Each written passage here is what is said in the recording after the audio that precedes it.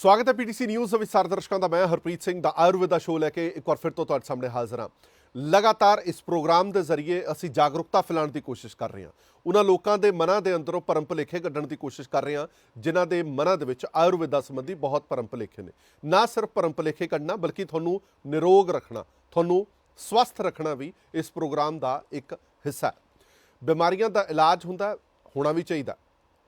ਤੁਹਾਡੀਆਂ ਵੱਖ-ਵੱਖ ਵਿਧੀਆਂ ਨਾਲ ਇਲਾਜ ਹੁੰਦੇ ਨੇ, ਪਰ ਜ਼ਰੂਰੀ ਹੁੰਦਾ ਕਿ ਕੋਈ ਅਜਿਹੀ ਵਿਧੀ ਵੀ ਹੋਵੇ ਤੁਹਾਨੂੰ ਨਿਰੋਗ ਰੱਖੇ, ਤੁਹਾਨੂੰ ਉਹ ਰੋਗ ਪੈਦਾ ਹੀ ਨਾ ਹੋਣ, ਤੁਹਾਨੂੰ ਉਹ ਰੋਗ ਲੱਗਣ ਹੀ ਨਾ, ਤੁਹਾਨੂੰ ਡਾਕਟਰਾਂ ਵੱਲ ਝਾਕ ਰੱਖਣੀ ਹੀ ਨਾ ਪਵੇ। ਇਹ ਹੈ ਆਯੁਰਵੇਦਾ ਦੇ ਵਿੱਚ। ਇਸੇ ਕਰਕੇ ਇਸ ਆਯੁਰਵੇਦਾ ਦੇ ਜ਼ਰੀਏ ਅਸੀਂ ਪੂਰੀ ਕੋਸ਼ਿਸ਼ ਕਰਦੇ ਹਾਂ ਕਿ ਜਿਨ੍ਹਾਂ ਦੀਆਂ ਕੋਈ ਬਿਮਾਰੀਆਂ ਨੇ ਉਹਨਾਂ ਦਾ ਇਲਾਜ ਤਾਂ ਹੋਵੇ ਹੀ, ਦੁਬਾਰਾ ਉਹ ਕਿਸੇ ਵੀ ਬਿਮਾਰੀ ਦਾ ਸ਼ਿਕਾਰ ਨਾ ਹੋਣ।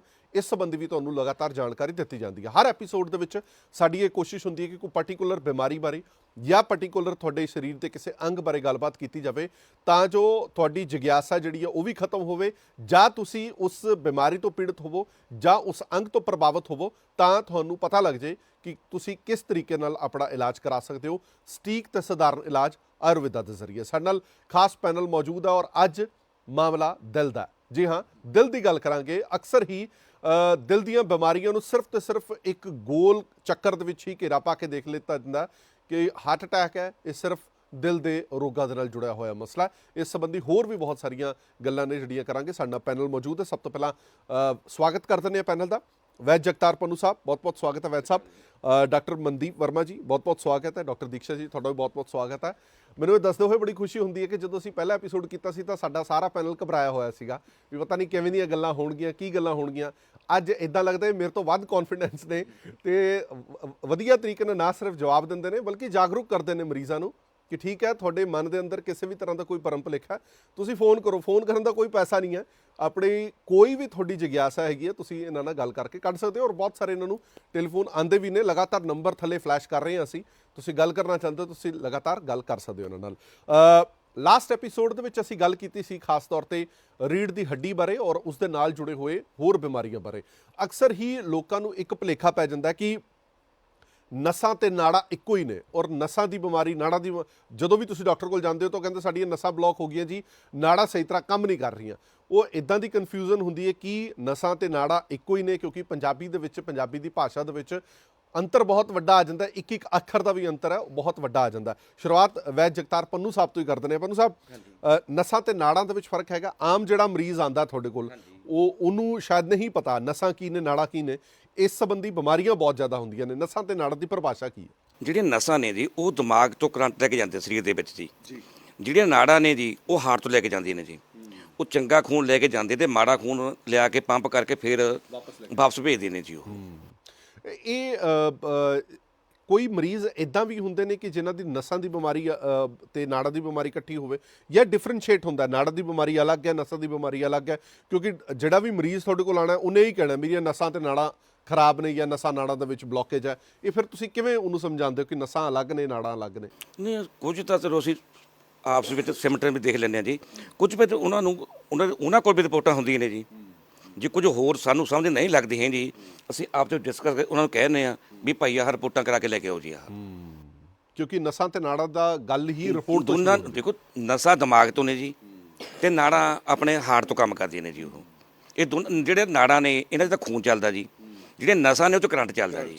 ਹਾਂਜੀ, ਦੋਨਾਂ ਦੇ ਵਿੱਚ ਬਹੁਤ ਫਰਕ ਹੈ ਜੀ। ਔਰ ਬੜੀਆਂ ਸੂਖਮ ਨੇ। ਹਾਂ, ਦੋਨੇ। ਹਾਂਜੀ, ਇਹਨਾਂ ਦੀ ਬਿਮਾਰੀ ਇੱਕ ਵਾਰ ਲੱਗ ਜਾਏ ਤਾਂ ਬੜੀ ਮੁਸ਼ਕਲ ਠੀਕ ਹੁੰਦੀ ਹੈ। ਜਾਂ ਸਟੀਕ ਇਲਾਜ ਹੈ ਆਯੁਰਵੇਦਾ ਦੇ ਵਿੱਚ? ਨਹੀਂ, ਆਯੁਰਵੇਦ ਵਿੱਚ ਸਟੀਕ ਇਲਾਜ ਹੈਗੇ, ਬਿਲਕੁਲ ਜੀ ਹੈਗਾ ਜੀ। ਗੱਲ ਤਾਂ ਇਹ ਆ ਵੀ ਜੇ ਤੁਹਾਨੂੰ ਰੋਗ ਦੀ ਸਮਝ ਆ ਜੀ, ਉਹਦਾ ਇਲਾਜ ਤਾਂ ਹੀ ਸੌਖਾ ਕਰ ਸਕਦੇ ਹੋ ਜੀ। ਠੀਕ ਹੈ। ਡਾਕਟਰ ਸਾਹਿਬ ਤੋਂ ਐਡ ਆਨ ਕਰਾ ਲੈਣੇ, ਵਰਮਾ ਸਾਹਿਬ ਤੋਂ। ਵਰਮਾ ਸਾਹਿਬ, ਇਹ ਕਨਫਿਊਜ਼ਨ ਜਿਹੜੀ ਰਹਿੰਦੀ ਹੈ ਨਸਾਂ ਤੇ ਨਾੜਾਂ ਦੀ, ਇਹ ਕਨਫਿਊਜ਼ਨ ਕੀ ਹੈ ਅਸਲ ਦੇ ਵਿੱਚ? ਜੇ ਤੁਸੀਂ ਡੈਫੀਨੇਸ਼ਨ ਦੇਣੀ ਹੋਵੇ ਨਾੜਾਂ ਦੀ ਜਾਂ ਨਸਾਂ ਦੀ, ਉਹ ਕਿਵੇਂ ਦਿਓਗੇ? ਐਕਚੁਅਲੀ ਹੁੰਦਾ ਕੀ ਆ, ਜਿਹੜੀ ਇਹਦੀ ਕਨਫਿਊਜ਼ਨ ਹੋ ਜਾਂਦੀ ਹੈ ਬੇਸਿਕਲੀ ਜਦ ਹਰ ਇੱਕ ਡਾਕਟਰ ਦੀ ਆਪਣੀ ਭਾਸ਼ਾ ਹੈ ਪੇਸ਼ੈਂਟ ਨੂੰ ਸਮਝਾਉਣ ਦੀ। ਕਿਉਂਕਿ ਹੁਣ ਜਿਹੜੀ ਸਾਡੀ ਮੈਡੀਕਲ ਲਾਈਨ ਦੀ ਭਾਸ਼ਾ ਆ ਜਾਂ ਸਾਡੇ ਮੈਡੀਕਲ ਲਾਈਨ ਦੇ ਸ਼ਬਦ ਨੇ, ਉਹ ਆਮ ਨੋਰਮਲ ਬੰਦੇ ਨੂੰ ਸਮਝ ਨਹੀਂ ਆਉਂਦੇ। ਜਦੋਂ ਆਪਣੇ ਪੇਸ਼ੈਂਟ ਦੇ ਬਾਰੇ ਪੁੱਛਣ ਜਾਂਦੇ ਆ ਤਾਂ ਡਾਕਟਰ ਜਦ ਉਹਨਾਂ ਨੂੰ ਉਹਨਾਂ ਦੀ ਭਾਸ਼ਾ ਵਰਤਣ ਦਾ ਕੋਸ਼ਿਸ਼ ਕਰਦੇ ਆ ਤਾਂ ਇਹ 'ਚ ਥੋੜ੍ਹੀ ਕਨਫਿਊਜ਼ਨ ਹੋ ਜਾਂਦੀ ਹੈ। ਬੇਸਿਕਲੀ ਕੀ ਆ, ਜਦ ਦਿਮਾਗ ਨਾਲ ਸੰਬੰਧਿਤ ਕੋਈ ਬਿਮਾਰੀ ਉੱਠ ਗਈ ਅਤੇ ਅਧਰੰਗ ਹੋ ਗਿਆ, ਪੈਰਾਲਾਈਸਿਸ ਹੋ ਗਿਆ ਇਹ ਚੀਜ਼ਾਂ ਆ ਗਈਆਂ, ਜਾਂ ਆਪਣਾ ਕੋਈ ਪਾਸਾ ਖੜ ਗਿਆ, ਕਈ ਵਾਰ ਕਹਿੰਦੇ ਆ ਹੱਥ ਸੁੰਨ ਰਹਿਣ ਲੱਗ ਗਏ, ਇਹ ਚੀਜ਼ਾਂ ਇਹ ਨਸਾਂ ਦੇ ਨਾਲ ਸੰਬੰਧਿਤ ਨੇ।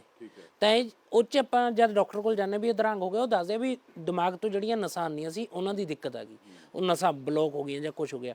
ਉਹ ਦੂਜੇ ਪਾਸੇ ਜੇ ਹਾਰਟ ਅਟੈਕ ਹੋ ਗਿਆ ਤਾਂ ਜਾਂ ਕੋਈ ਸਰੀਰ ਦਾ ਅੰਗ ਪੈਰ ਕਾਲਾ ਪੈ ਗਿਆ, ਗੈਂਗਰੀਨ ਹੋ ਗਿਆ, ਤਾਂ ਉਹ 'ਚ ਕੀ ਆ, ਉਹ 'ਚ ਨਾੜਾਂ ਹੁੰਦੀਆਂ ਨੇ, ਆਰਟਰੀਜ਼, ਵੇਨਸ, ਤਾਂ ਉਹਨਾਂ ਦੇ ਵਿੱਚ ਕਲੋਟ ਆ ਜਾਂਦੇ ਆ। ਜਿੱਥੇ ਬਲੱਡ ਸਪਲਾਈ ਪ੍ਰੋਪਰ ਨਹੀਂ ਜਾਂਦੀ ਤਾਂ ਉਹ ਬਲੋਕੇਜ ਹੋ ਕੇ ਖਰਾਬ ਹੋ ਜਾਂਦਾ ਏਰੀਆ। ਆ ਮੋਟਾ ਫਰਕ ਨਸਾਂ ਤੇ ਨਾੜਾਂ ਦੇ ਵਿੱਚ ਹੈ, ਕਿਉਂਕਿ ਕਨਫਿਊਜ਼ਨ ਜਿਹੜੀ ਉਹ ਮਰੀਜ਼ਾਂ ਨੂੰ ਵੀ ਰਹਿੰਦੀ ਹੈ ਕਿ ਨਸਾਂ ਬਲੌਕ ਹੋ ਗਈਆਂ ਜਾਂ ਨਾੜਾਂ ਬਲੌਕ ਹੋ ਗਈਆਂ। ਤਾਂ ਇਹ ਬਹੁਤ ਬਿਹਤਰ ਤਰੀਕੇ ਦੇ ਨਾਲ ਡਾਕਟਰ ਸਾਹਿਬ ਨੂੰ ਸਮਝਾ ਦਿੱਤਾ। ਔਰ ਜਿਹੜੇ ਡਾਕਟਰ ਨੇ ਉਹ ਆਮ ਭਾਸ਼ਾ ਦੇ ਵਿੱਚ ਪਬਲਿਕ ਨੂੰ ਸਮਝਾਉਣ ਦੀ, ਲੇਮੈਨ ਦੀ ਭਾਸ਼ਾ ਦੇ ਵਿੱਚ ਸਮਝਾਉਣ ਦੀ ਜਦੋਂ ਕੋਸ਼ਿਸ਼ ਕਰਦੇ ਨੇ, ਉੱਥੇ ਥੋੜ੍ਹੀ ਜਿਹੀ ਮਿਸਕਮਿਊਨੀਕੇਸ਼ਨ ਆ ਜਾਂਦਾ।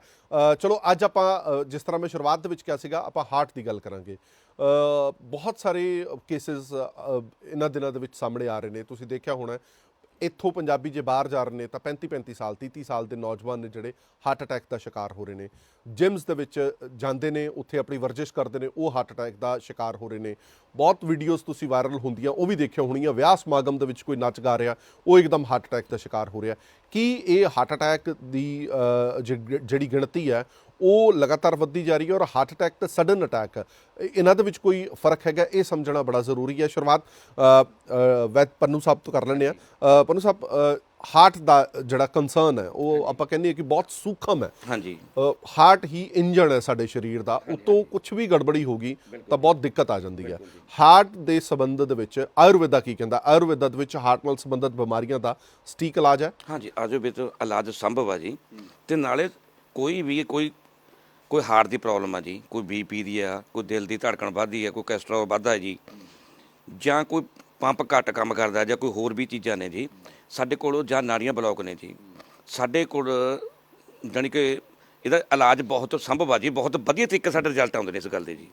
ਨਾਲੇ ਇਹਦਾ ਕੋਈ ਉਮਰ ਨਾਲ ਸੰਬੰਧ ਨਹੀਂ ਹੈਗਾ ਜੀ। ਇਹ ਆਮ ਕਰਕੇ ਆਪਾਂ ਕਹਿੰਦੇ ਹਾਂ ਜੀ, ਇਹ ਬੀਪੀ ਦਾ ਜਾਂ ਕਿਸੇ ਕੋਲੈਸਟਰੋਲ, ਇਹਦਾ ਉਮਰ ਦਾ ਕੋਈ ਸੰਬੰਧ ਨਹੀਂ ਹੈਗਾ ਜੀ। ਨਹੀਂ ਤਾਂ ਪਹਿਲਾਂ ਇਹ ਕਿਹਾ ਜਾਂਦਾ ਸੀਗਾ ਕਿ 60 ਸਾਲ ਤੋਂ ਉੱਤੇ ਵਾਲਿਆਂ ਨੂੰ ਹਾਰਟ ਅਟੈਕ ਹੁੰਦਾ, ਉਸ ਤੋਂ ਥੱਲੇ ਨਹੀਂ। ਪਰ ਹੁਣ ਤਾਂ ਅਸੀਂ ਲਗਾਤਾਰ ਦੇਖ ਰਹੇ 20 ਸਾਲ ਦੇ ਸੁਣਦੇ ਆ ਕਿ ਅੱਜਕੱਲ ਕਿੰਨੇ ਛੋਟੀ ਉਮਰ ਦੇ ਵਿੱਚ ਅਟੈਕ ਆ ਗਿਆ। ਅੱਛਾ, ਇੱਕ ਡਾਕਟਰ ਦੀਕਸ਼ਾ ਤੁਹਾਡੇ ਤੋਂ ਮੈਂ ਪੁੱਛਣਾ ਚਾਹੁੰਦਾ ਕਿ ਕਈ ਵਾਰ ਇਹ ਕਿਹਾ ਜਾਂਦਾ ਕਿ ਹਾਰਟ ਤੁਹਾਡਾ ਘੱਟ ਕੰਮ ਕਰ ਰਿਹਾ, ਉਹਦਾ ਮਤਲਬ ਕੀ ਹੈ? ਹਾਰਟ ਤਾਂ ਉਹੀ ਹੈ, ਘੱਟ ਕੰਮ ਕਰਨਾ ਜਾਂ ਵੱਧ ਕੰਮ ਕਰਨਾ, ਉਹ ਕੀ ਚੀਜ਼ ਹੈ? ਹਾਰਟ ਘੱਟ ਕੰਮ ਕਰਨ ਦਾ ਮਤਲਬ ਇਹ ਹੁੰਦਾ ਹੈ ਕਿ ਪ੍ਰੋਪਰ ਬਲੱਡ ਫਲੋ ਨਹੀਂ ਹੋ ਰਿਹਾ। ਪ੍ਰੋਪਰ ਜਿਹੜੀ ਪੰਪਿੰਗ ਆ ਹਾਰਟ ਦੀ, ਹਾਰਟ ਜਿਹੜਾ ਬਲੱਡ ਪੰਪ ਕਰਦਾ ਉਹ ਪੰਪਿੰਗ ਸਹੀ ਨਹੀਂ। ਇਹ ਡਿਜ਼ੀਜ਼ ਹੁੰਦੀ ਆ DCMP ਕਹਿੰਦੇ ਆ, ਡਾਇਲੇਟਡ ਕਾਰਡੀਓਮਾਇਓਪੈਥੀ। ਇਹ 'ਚ ਕੀ ਹੁੰਦਾ, ਇਹ 'ਚ ਜਿਹੜੀਆਂ ਹਾਰਟ ਦੀ, ਇਹ ਬੇਸਿਕਲੀ ਹਾਰਟ ਦੇ ਇੱਕ ਮਸਕੂਲਰ ਔਰਗਨ ਆ। ਜਿਵੇਂ ਆਪਾਂ ਕਹਿੰਦੇ ਆ ਸਾਡੀਆਂ ਮਾਸਪੇਸ਼ੀਆਂ ਪੱਠੇ ਆ, ਤਾਂ ਆਰਗਨ ਜਿਹੜਾ ਹਾਰਟ ਆ ਇੱਕ ਮਸਕੂਲਰ ਔਰਗਨ ਆ, ਮਾਸਪੇਸ਼ੀਆਂ ਤੋਂ ਬਣਿਆ ਹੋਇਆ। ਤਾਂ ਇਹ ਕੀ ਆ, DCMP ਦੇ ਵਿੱਚ ਕੀ ਹੁੰਦਾ, ਹਾਰਟ ਦੀ ਜਿਹੜੀ ਮਾਸਪੇਸ਼ੀਆਂ ਕਮਜ਼ੋਰ ਹੋ ਜਾਂਦੀਆਂ, ਉਹਨਾਂ ਦਾ ਜਿਹੜਾ ਵੈਂਟਰੀਕਲਸ ਆ ਜਿੱਥੋਂ ਬਲੱਡ ਬਾਹਰ ਪੰਪ ਹੋਣਾ, ਤਾਂ ਉਹ ਕੀ ਆ, ਉਹ ਫੈਲ ਜਾਂਦੇ ਆ ਤੇ ਬਹੁਤ ਪਰਤਾਂ ਪਤਲੀਆਂ ਹੋ ਜਾਂਦੀਆਂ। ਤਾਂ ਉਹਦੇ ਨਾਲ ਕੀ ਆ, ਕਿਉਂਕਿ ਇੱਕ ਜੇ ਖਾਲੀ ਚੀਜ਼ ਆ ਜਾਂ ਲਿਫਾਫਾ ਵੀ, ਉਹ 'ਚੋਂ ਆਪਾਂ ਜਦ ਕੋਈ ਚੀਜ਼ ਬਾਹਰ ਕੱਢਾਂਗੇ ਤਾਂ ਪ੍ਰੈਸ਼ਰ ਨਾਲ ਦੱਬਾਂਗੇ ਤਾਂ ਉਹ ਬਾਹਰ ਜਾਏਗਾ। ਹਾਂ, ਜੇ ਉਹ ਪ੍ਰੈਸ਼ਰ ਨਾਲ ਦੱਬਾਂਗੇ ਤਾਂ ਉਹਦੀ ਆਪਣੀ ਮੋਟਾਈ ਇੰਨੀ ਕੁ ਚਾਹੀਦੀ ਹੈ ਵੀ ਉਹ ਪ੍ਰੈਸ਼ਰ ਸਹਿ ਸਕੇ। ਤਾਂ ਉਹੀ ਕੰਮ ਹਾਰਟ ਦੇ ਉਹਦਾ ਆ, ਬਾਲ ਖਾਨਿਆਂ ਦਾ, ਜਦੋਂ ਉਹਦਾ ਪ੍ਰੋਪਰ ਪ੍ਰੈਸ਼ਰ ਨਹੀਂ ਬਣ ਪਾਉਂਦਾ ਕਿਉਂਕਿ ਉਹ ਪਤਲੇ ਹੋ ਚੁੱਕੇ ਆ, ਤਾਂ ਉਹਦਾ ਜਿਹੜਾ ਪ੍ਰੈਸ਼ਰ ਆਪਾਂ ਕਹਿੰਦੇ ਆ ਨੋਰਮਲ ਹਾਰਟ ਦਾ 55% ਦੇ ਨੇੜੇ ਤੇੜੇ ਅਸੀਂ ਨੋਰਮਲ ਮੰਨਦੇ ਆ ਵੀ ਇੰਨੀ ਕੁ ਪੰਪਿੰਗ ਠੀਕ ਆ। ਤਾਂ ਕੀ ਹੁੰਦਾ, ਜਦੋਂ ਔਰਗਨ ਸਹੀ ਕੰਮ ਨਹੀਂ ਕਰ ਰਿਹਾ, ਉਸ ਏਰੀਆ ਉਹਦਾ ਸਹੀ ਕੰਮ ਨਹੀਂ ਕਰ ਰਿਹਾ, ਤਾਂ ਉਹਦੀ ਪੰਪਿੰਗ ਘਟ ਜਾਂਦੀ ਹੈ, ਪ੍ਰੈਸ਼ਰ ਪ੍ਰੋਪਰ ਨਹੀਂ ਬਣ ਪਾਉਂਦਾ। ਤਾਂ ਕੀ ਇਹ ਪ੍ਰੈਸ਼ਰ ਜਾਂ ਪੰਪਿੰਗ ਹੈ ਦਵਾਈ ਨਾਲ ਠੀਕ ਹੋ ਸਕਦੀ ਹੈ? ਹਾਂਜੀ, ਦਵਾਈ ਨਾਲ ਠੀਕ ਹੁੰਦੀ ਹੈ ਜੀ। ਇਹ ਬੇਸਿਕਲੀ ਐਲੋਪੈਥੀ 'ਚ ਆਪਰੇਟ ਕਰਦੇ ਇਹਦਾ, ਪਰ ਸਾਡੀ ਮੈਡੀਸਨ ਨਾਲ ਬਹੁਤ ਸਾਰੇ ਪੇਸ਼ੈਂਟ ਆ ਜਿਨ੍ਹਾਂ ਦੀਆਂ ਦਿਨਾਂ ਦੇ ਵਿੱਚ ਰਿਜ਼ਲਟ ਆਇਆ ਹੈ ਇਸ ਚੀਜ਼ ਦਾ। ਇਹੋ ਜਿਹੇ ਪੇਸ਼ੈਂਟ ਵੀ ਸੀ ਜਿਹਦੀ 15% ਸੀ, ਇੱਕ ਦੀ 10-12% ਸੀ, ਉਹ ਦਿਨਾਂ 'ਚ 30-35% ਤੇ ਗਿਆ। ਕਿਉਂਕਿ ਇੱਕ ਇਹੋ ਜਿਹੀ ਬਿਮਾਰੀ ਹੈ ਜਿਹੜਾ ਆਪਾਂ ਕਹਿ ਦਿੰਦੇ ਹਾਂ ਹਾਰਟ ਘੱਟ ਕੰਮ ਕਰਦਾ। ਇਹ 'ਚ ਜੇ ਆਪਰੇਟ ਕਰਨਾ ਡਾਕਟਰ ਨੇ ਕਿਸੇ ਦਾ ਕਿਸੇ ਚੀਜ਼ ਦੇ ਲਈ, ਤਾਂ ਉਹ ਪਹਿਲਾਂ ਹੀ ਦੇਖਦੇ ਆ ਪੰਪਿੰਗ ਘੱਟ ਆ ਤਾਂ ਆਪਰੇਟ ਕੈਂਸਲ ਨਹੀਂ ਹੋ ਸਕਦਾ ਜੀ, ਕਿਉਂਕਿ ਹਾਰਟ ਦਾ ਫਲੋ ਹੀ ਨਹੀਂ ਪ੍ਰੋਪਰ ਬਣੇਗਾ। ਵੈਸੇ ਤੁਰ ਫਿਰ ਨਹੀਂ ਸਕਦਾ ਬੰਦਾ, ਜਿਵੇਂ ਆਪਾਂ ਕਹਿ ਦਿੰਦੇ ਹਾਂ ਗੁਰਦੇ ਖਰਾਬ ਆ, ਡਾਇਲਸਿਸ ਦੀ ਜ਼ਰੂਰਤ ਆ ਵੀ ਉਹਨੂੰ ਸਾਹ ਚੜਦਾ, ਉਸੇ ਤਰ੍ਹਾਂ ਉਹ ਬੰਦਾ ਜ਼ਿਆਦਾ ਪਾਣੀ ਨਹੀਂ ਪੀ ਸਕਦਾ, ਜ਼ਿਆਦਾ ਲਿਕੁਇਡ ਨਹੀਂ ਲੈ ਸਕਦਾ। ਇਹ ਸਭ ਤੋਂ ਗੰਦੀ ਚੀਜ਼ ਆ ਇਹ 'ਚ, ਸਾਹ ਚੜਨਾ। ਇੱਥੋਂ ਬੰਦਾ ਹਾਰਡਲੀ 10 ਕਦਮ ਚੱਲੇਗਾ, ਇੰਨੇ 'ਚ ਸਾਹ ਸਹੀ ਹੋ ਜਾਏਗਾ, ਉਹਨੂੰ ਸਾਹ ਚੜਨਾ। ਅੱਛਾ, ਇਹਦੇ 'ਚ ਵੀ ਕੋਈ ਏਜ ਲਿਮਿਟ ਹੁੰਦੀ ਹੈ ਜਾਂ ਕਿਸੇ ਨੂੰ ਵੀ ਸਮੱਸਿਆ ਆ ਸਕਦੀ ਹੈ? ਛੋਟੇ ਬੱਚਿਆਂ ਨੂੰ ਵੀ ਆ ਸਕਦੀ ਹੈ, ਇਹ 'ਚ ਕੋਈ ਏਜ ਲਿਮਿਟ ਨਹੀਂ ਹੈਗੀ। DCMP ਦਾ ਕੁਝ ਨਹੀਂ ਕਹਿ ਸਕਦੇ। ਤੇ ਇਹ ਥੋੜੀ ਆਯੁਰਵੇਦਾ ਦੀ ਦਵਾਈ ਨਾਲ ਠੀਕ ਹੋ ਸਕਦਾ? ਬਿਲਕੁਲ। ਪਰ ਇੱਕ ਆਪਾਂ ਸੁਣਦੇ ਆ, ਕਹਿੰਦੇ ਆ ਕਿ ਹਾਰਟ ਦੇ ਵਿੱਚ ਹੋਲ ਹੋ ਗਿਆ, ਬਹੁਤ ਸਾਰੇ ਲੋਕ ਸਾਡੇ ਕੋਲ ਪੇਸ਼ੈਂਟ ਫੋਨ ਵੀ ਕਰਦੇ ਨੇ ਜਾਂ ਕੁਝ ਬਾਕੀ ਚੀਜ਼ਾਂ ਅਸੀਂ ਸੈੱਟ ਕਰ ਦਾਂਗੇ, ਪਰ ਹੋਲ ਨੂੰ ਅਸੀਂ ਸੈੱਟ ਨਹੀਂ ਕਰ ਸਕਦੇ। ਹੋਲ ਤਾਂ ਉਹ ਇੱਕ ਕਿਉਂਕਿ ਤਰ੍ਹਾਂ ਸਟਰਕਚਰਲ ਡਿਫਾਰਮਿਟੀ ਆ ਗਈ। ਹਾਂ, ਉਹ ਦਵਾਈ ਨਾਲ ਕਦੇ ਨਹੀਂ ਠੀਕ ਹੋ ਸਕਦੀ। ਨਹੀਂ, ਬੇਸਿਕਲੀ ਉਹ ਜਨਮ ਦੇ ਟਾਈਮ ਤੇ ਹੁੰਦਾ ਹੀ ਆ, ਕਿਉਂਕਿ ਬੱਚੇ 'ਚ ਕੀ ਹੁੰਦਾ, ਜਦ ਬੱਚਾ ਪੈਦਾ ਹੁੰਦਾ ਤਾਂ ਮਾਂ ਦੇ ਪੇਟ ਦੇ ਅੰਦਰ ਉਹ ਨਾਭੀ ਦੇ ਨਾਲ ਉਹਦੀ ਸਰਕੂਲੇਸ਼ਨ ਚੱਲਦੀ ਆ, ਉਦੋਂ ਤੱਕ ਨਹੀਂ ਹੁੰਦਾ। ਤਾਂ ਹਾਰਟ ਦੇ ਵਿੱਚ ਮੈਂ ਤੁਹਾਨੂੰ ਪਹਿਲਾਂ ਹੀ ਦੱਸਿਆ, ਹਾਰਟ ਦੇ 4 ਖਾਨੇ ਹੁੰਦੇ ਆ। ਇੱਕ ਸਾਈਡ ਤੇ ਸ਼ੁੱਧ ਖੂਨ ਹੁੰਦਾ, ਇੱਕ ਸਾਈਡ ਤੇ ਗੰਦਾ ਖੂਨ ਹੁੰਦਾ, ਜਾਣੀ ਕਿ ਇੱਕ ਸਾਈਡ ਤੇ ਆਕਸੀਜਨੇਟਡ ਬਲੱਡ ਹੁੰਦਾ, ਇੱਕ ਸਾਈਡ ਤੇ ਡੀਆਕਸੀਜਨੇਟਡ ਬਲੱਡ ਹੁੰਦਾ। ਤਾਂ ਬੱਚੇ 'ਚ ਤਾਂ ਉਹ ਸਾਰਾ ਕੁਝ ਮਾਂ ਤੋਂ ਆਂਦਾ, ਹਾਰਟ ਕੰਮ ਨਹੀਂ ਕਰਦਾ। ਇਸ ਪ੍ਰੋਗਰਾਮ ਦੀ ਇਹੀ ਖੂਬਸੂਰਤੀ ਹੈ, ਜੋ ਚੀਜ਼ ਹੋ ਸਕਦੀ ਹੈ ਉਹੀ ਦਾਵਾ ਕਰਦੇ ਨੇ, ਜੋ ਚੀਜ਼ ਨਹੀਂ ਹੋ ਸਕਦੀ ਉਹ ਤੁਹਾਨੂੰ ਪਹਿਲਾਂ ਹੀ ਦੱਸ ਰਹੇ ਨੇ ਕਿ ਇਹ ਚੀਜ਼ ਨਹੀਂ ਹੋ ਸਕਦੀ ਤਾਂ ਨਹੀਂ ਹੋ ਸਕਦੀ। ਇਹ ਨਹੀਂ ਹੈ ਕਿ ਤੁਹਾਨੂੰ ਉਲਝਾਈ ਰੱਖਿਆ ਜਾਵੇ, ਤੁਹਾਨੂੰ ਦਵਾਈਆਂ ਖਵਾਉਂਦੇ ਰਹੋ, ਮੁੜ ਕੇ ਕਹਿ ਦਿਓ 6 ਮਹੀਨੇ ਬਾਅਦ ਕਿ ਨਹੀਂ ਹੋਇਆ ਜੀ, ਅਸੀਂ ਕੋਸ਼ਿਸ਼ ਬੜੀ ਕੀਤੀ। ਜੋ ਚੀਜ਼ ਨਹੀਂ ਹੋ ਸਕਦੀ ਉਹ ਨਹੀਂ ਹੋ ਸਕਦੀ। ਪੰਨੂ ਸਾਹਿਬ, ਕਦੇ ਕਦੇ ਮਨ ਦੇ ਵਿੱਚ ਆਉਂਦਾ ਨਹੀਂ ਕਿ ਚਲੋ ਟਰਾਈ ਕਰਕੇ ਦੇਖ ਲੈਂਦੇ ਕਰਾ ਜੀ ਵੀ ਜਿਹੜੀ ਚੀਜ਼ ਨਹੀਂ ਵੀ ਹੋ ਸਕਦੀ ਉਹ 'ਤੇ ਵੀ ਹੱਥ ਪਾ ਲਈਏ? ਨਹੀਂ, ਦੇਖੋ ਜਿਹੜੀ ਚੀਜ਼ ਅਸੰਭਵ ਆ ਉਹਨੂੰ ਸੰਭਵ ਨਹੀਂ ਕਰ ਸਕਦੇ। ਹਾਂ, ਬਹੁਤ ਬਿਮਾਰੀਆਂ ਇਹੋ ਜਿਹੀਆਂ ਨੇ ਜਿਨ੍ਹਾਂ ਨੂੰ ਅਸੀਂ ਹੱਥ ਪਾ ਲੈਂਦੇ ਹਾਂ ਜੀ, ਪਰ ਹੋਣਾ ਨਹੀਂ, ਹੁਣ ਤਾਂ ਚੀਜ਼ ਚਾਹੀਦੀ ਹੈ ਜੀ। ਜਿਹੜਾ ਹੋਲੇ ਹੋਊਗਾ ਤੁਸੀਂ ਉਹਨੂੰ ਕਿਵੇਂ ਭਰ ਦੂੰਗੇ ਜੀ? ਬਹੁਤ ਬਿਮਾਰੀਆਂ ਨੇ ਜਿਹੜੀਆਂ ਅਸੀਂ ਆਪਸ ਵਿੱਚ ਡਿਸਕਸ ਕਰਕੇ, ਕਈ ਵਾਰ ਇੱਕ ਦਾ ਜਵਾਬ ਹੁੰਦਾ ਜੇ 2 ਹਾਂ ਕਰਦੇ, ਨਹੀਂ ਯਾਰ ਆਪਾਂ ਹੱਥ ਪਾ ਕੇ ਦੇਖੋ, ਤੇ ਅਸੀਂ ਕਾਮਯਾਬ ਹੀ ਹੁੰਦੇ ਉਹਨਾਂ ਗੱਲਾਂ ਦੇ ਵਿੱਚ ਜੀ।